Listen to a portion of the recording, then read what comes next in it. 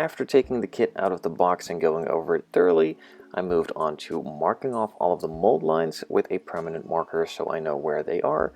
These are not supposed to be there and are left from the molding process of the body with a couple of mold halves pulling together and a bit of plastic squeezing through. Now this sticks out of the body and is in places it doesn't need to be and is not on the actual car, so I just mark them off and start removing them with some sandpaper. I had mentioned in the unboxing video that there were also a couple of sink marks in the body on places that they shouldn't really be there, so I also marked those off with a permanent marker while I still had it in my hand, and also did the same thing to the hood with a lot of these marks so I can locate them while sanding a bit easier and start removing them carefully. Now they were really shallow, so just a bit of sanding fixed it pretty much all the way. Now in this case it was pretty easy to sand them out, as you could see here, and in other cases it might not be that easy, so you would need to use some filler. Now in this case I didn't need to use it, so I didn't do that, of course. In another project, if I need to use that in the future, of course I will show you guys. It's not really hard, you just apply the filler, let it dry according to the label or the instructions that come with it, and then just sand it smooth with the rest of the body. Prime it, maybe even sand it again or add some more filler, and do the rest with the normal steps you usually take on other builds.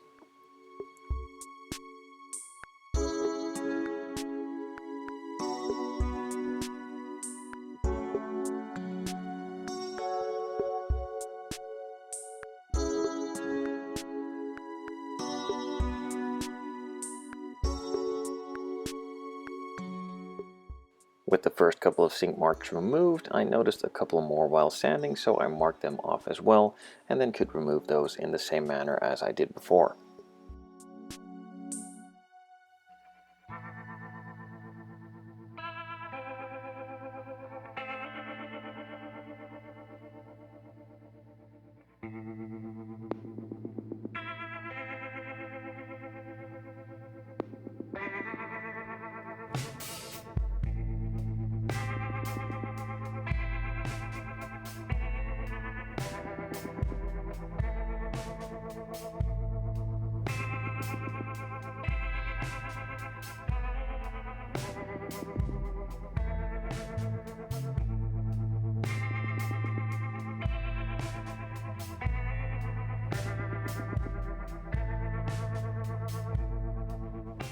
With all of these sink marks now pretty much fixed and sanded out, I moved on to doing all of these mold lines which I had marked off earlier, just with some 400 grit sanding sponges from Tamiya. You can also just use some sanding sticks or even some regular sandpaper if you wish.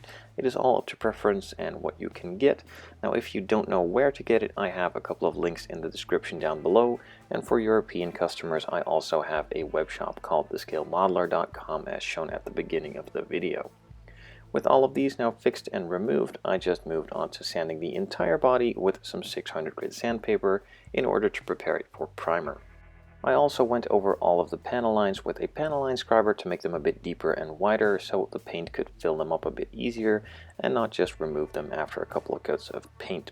Now one of the panel lines was completely removed due to the sanding, as it was really shallow from the start, so I just took out a knife from Tamiya. You can use any hobby knife you wish, the brand doesn't matter as long as it's super sharp, and then carefully marked it. It was really hard to see, so I took my time and went slowly, and after marking it all off I then carefully scribed out the panel line again to make it a lot deeper and visible.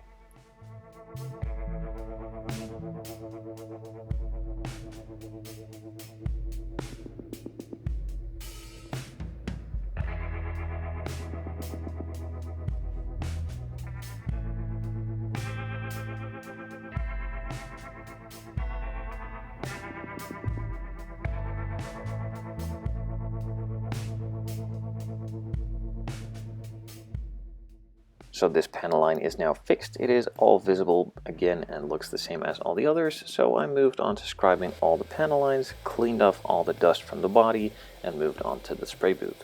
In the spray booth, I again went over the entire body, just blowing over some air, making sure that any of that loose and remaining dust was gone, then started on those hard to reach, easy to forget spots, and moved on to the first light coat on the rest of the body afterwards.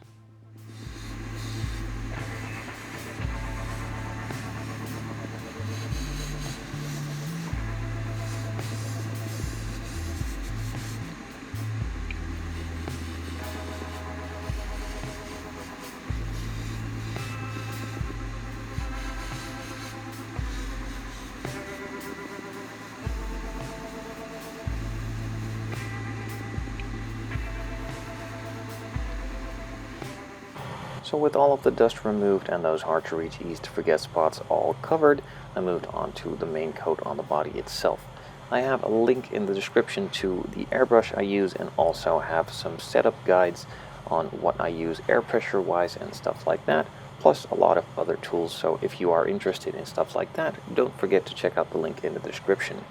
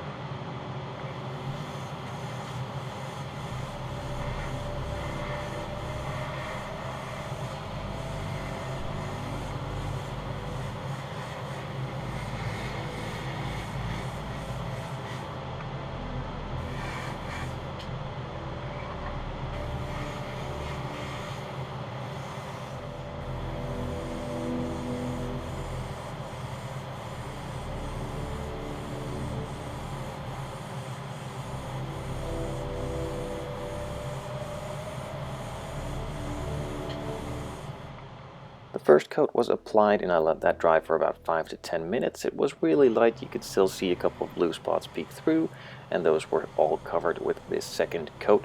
Covered pretty much the same way as the first.